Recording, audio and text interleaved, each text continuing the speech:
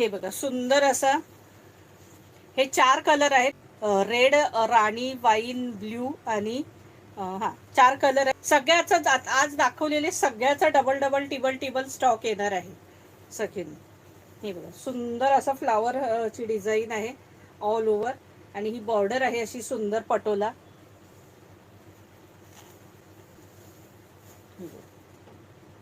अतिशय सुंदर आहे.